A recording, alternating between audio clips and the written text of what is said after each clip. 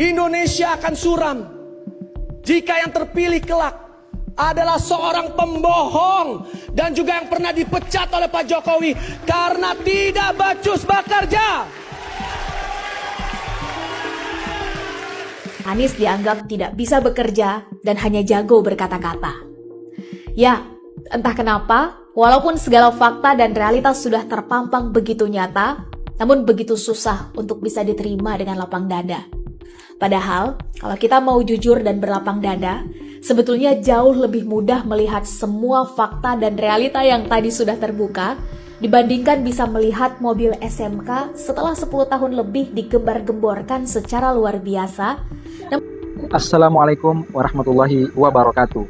PSI banyak diplesetkan oleh publik, mengingat banyak politisi-politisi PSI ini yang selama ini kita dengar sangat anti Anies, selalu memberikan kritikan-kritikan yang kadang-kadang membuat juga publik tertawa, karena kritikan itu sebenarnya secara membabi buta, secara data tidak kuat. Salah satunya berikut ini, Bung Giring mencap Anies sebagai pembohong, dan inilah sepertinya karakter PSI, dan untuk itulah banyak yang mempelesetkan kepanjangan dari PSI ini, diantaranya Partai Sirik Indonesia. Ada yang juga melabeli Partai Sirik ke Anies Baswedan. Kita langsung saja dengarkan berikut ini. Anda adalah dulu mahasiswanya Anies pada waktu Anies memimpin jadi rektor di sana. Pak Anies secara kepemimpinan gagal memimpin Jakarta. Yang kedua, ada hal-hal yang dia tidak jujur, maka kita bilang waktu itu Anies pembohong. Gitu kan. Saya sedih juga ketika banyak sekali sahabat-sahabat kita yang sudah terlalu cepat menilai. Hanya dalam waktu 5 tahun menjadi gubernur Jakarta, Pak Anies mampu meraih predikat WTP 5 kali secara beruntun dari BPK. Sebuah prestasi yang belum pernah Pak Jokowi, Pak Ahok, dan Pak Jarot raih satu kali pun ketika menjabat sebagai gubernur DKI Jakarta. Ini artinya Pak Anies kredibel tata kelola keuangan pemerintahannya. Kalau yang dianugerahi WTP 5 tahun beruntun saja dianggap tidak kredibel, lalu bagaimana dengan 3 gubernur sebelumnya yang tidak pernah sekalipun meraihnya? Namun tetap saja, Pak Anies dianggap tidak bisa bekerja dan hanya jago berkata-kata. Hanya dalam waktu 5 tahun menjadi gubernur Jakarta, Pak Anies mampu mewujudkan Jakarta International Stadium atau JIS yang diakui dan dipuji oleh dunia internasional karena kualitas, kemegahan, dan arsitekturnya. Dan lebih membanggakannya lagi, Pak Anies mempercayakan para putra-putri terbaik bangsa untuk pembangunannya. Walaupun ada yang tidak mengakui dan mengutak-atiknya. Namun, tetap saja, Pak Anies dianggap tidak bisa bekerja dan hanya jago berkata-kata. Hanya dalam waktu 5 tahun menjadi gubernur Jakarta, Pak Anies mampu menghadirkan Formula E dan perhelatan internasionalnya di Jakarta. Jakarta pun sukses jadi sorotan internasional karenanya. Padahal, 5 bulan sebelum perhelatan itu, ada ketua umum partai yang meragukannya setelah dia mengecek langsung ke lokasi pembangunan yang menurutnya becek, tempat kambing berbaris dan berlumpur keadaannya. Bahkan beliau terperosok waktu itu karenanya. Namun ketika pada akhirnya Pak Anies bisa sukses membuktikannya, tetap saja Pak Anies dianggap tidak bisa bekerja dan hanya jago berkata-kata. Ya, hanya dalam 5 tahun menjadi gubernur Jakarta, banyak perbaikan dan pembaharuan yang Pak Anies hadirkan. Pendekatan yang memanusiakan manusia dilakukan. Totalitas dalam menghargai perbedaan keyakinan. Menjunjung tinggi segala keberagaman, memimpin tanpa perlu ada lagi hardikan, makian, dan kasarnya perlakuan. Namun tetap saja, Pak Anies dianggap tidak bisa bekerja dan hanya jago berkata-kata. Ya, entah kenapa, walaupun segala fakta dan realitas sudah terpampang begitu nyata, namun begitu susah untuk bisa diterima dengan lapang dada. Padahal, kalau kita mau jujur dan berlapang dada, sebetulnya jauh lebih mudah melihat semua fakta dan realita yang tadi sudah terbuka, dibandingkan bisa melihat mobil SMK setelah 10 tahun lebih digembar-gemborkan secara luar biasa, namun kita masih sangat kesusahan untuk bisa mencari, membeli, dan mendapatkannya di mana. Oleh karena itu, dalam pemilu dan Pilpres 2024 kali ini, mari kita pastikan bahwa semua kefanatikan itu sudah tiada. Lihat fakta serta kedepankan logika. demi Indonesia kita tercinta.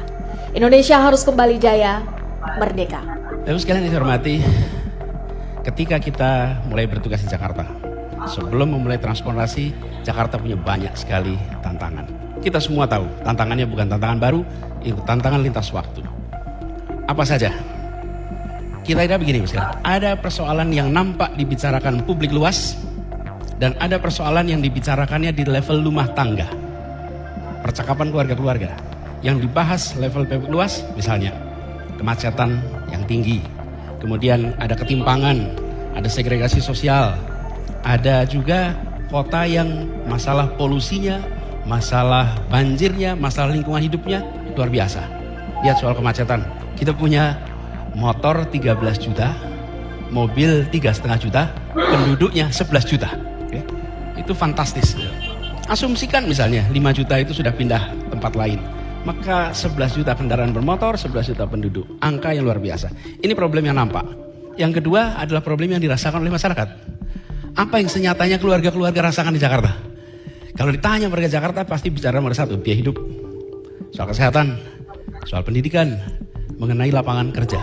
Ini 4 hal yang selalu dibicarakan oleh keluarga-keluarga di Jakarta. Kita ketika bertugas di Jakarta tidak bisa hanya mengambil, oh kami mau ambil persoalan yang ramai dibicarakan publik. Sementara yang dihadapi masyarakat lewat, tidak. Dua-duanya harus dihadapi, dua-duanya harus diselesaikan.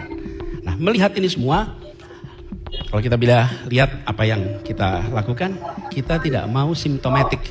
Simptomatik itu artinya mencoba menyembuhkan problem di gejalanya saja. Kita lihat apa akar masalah. Apa akar masalah sehingga terjadi. Kita lihat ada 3. 1, Jakarta ini dibangun dengan pendekatan car oriented development. Bukan 1-2 tahun, tapi berdekade-dekade. Dibangun dengan pendekatan berbasis kendaraan bermotor. Itulah pembangunan kita. Kemudian kita tidak secara serius menyiapkan akses terhadap layanan dasar. Layanan dasar ini betul-betul sesuatu yang sesungguhnya harus disiapkan di kota-kota. Apalagi kota sebesar Jakarta. Mulai dari air, fasilitas komunikasi, kesehatan, pendidikan, itulah perumahan, inilah layanan dasar. Kemudian lingkungan hidup. Lingkungan hidup ini bukan hanya Indonesia, seluruh dunia. Kita mendekati pembangunan ekonomi tanpa memikirkan ekologi. Dua-duanya berasal dari akar kata yang sama. Oikos, nomos, oikos, logos. Tapi Kita juga sebenarnya heran ini kepada politisi PSI yang kadang partainya ini seperti diciptakan hanya untuk mengkritik Anies, khususnya ketika Pak Anies masih gubernur Jakarta itu. Ya, makanya juga ada yang melabeli PSI saat itu ketika Anies Baswedan masih menjadi gubernur Jakarta. PSI dilabeli sebagai partai seputar DKI karena hanya mampu melihat celah terhadap sosok Anies Baswedan. Kritikan-kritikannya itu memang tertuju dan sangat fokus ke Pak Anies Baswedan. Ya, salah satunya tadi kita dengarkan Giring ini, bahkan dalam sebuah kesempatan di depan Pak Jokowi yang kala itu masih presiden ya, melabeli hal-hal yang tidak sepantasnya disampaikan oleh public figure, apalagi menganggap dirinya sebagai tokoh nasional, menyampaikan hal-hal begitu apalagi di depan presiden, karena itu justru merusak nama sendiri dan juga tentunya merusak citra partai. Kemudian di video yang kedua kita lihat Giring di sini juga sama di video pertama melabeli Pak Anies Baswedan sebagai seorang yang pembohong, yang tidak becus, yang tidak bisa bekerja apa-apa di Jakarta, ya, yang menafikan segudang prestasi Pak Anies. Itulah PSI. Ya, padahal kalau kita mengamati dan mencermati, mengikuti rekam jejak Pak Anies ini, khususnya di Jakarta ya, banyak sekali prestasi-prestasi yang beliau bisa capai. Namun itu semua tidak tampak di orang-orang partai sirik Indonesia ini atau partai seputar Jakarta ini.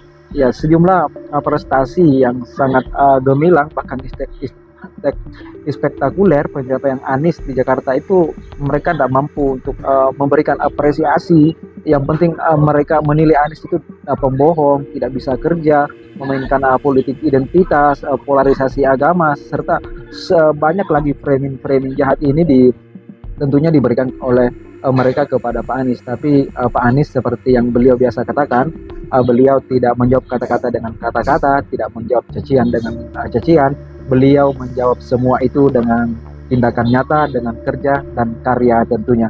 Lihatlah JIS hasilnya, lihatlah keberagaman beragama hasilnya selama Pak Anies gubernur di Jakarta, lihatlah kebahagiaan warga Jakarta selama Pak Anies sebagai gubernur, dan tentu lihatlah Jakarta yang sejajar dengan kota-kota global hanya waktu sangat singkat 5 tahun. Demikianlah sahabat Pena Ufuk, terima kasih.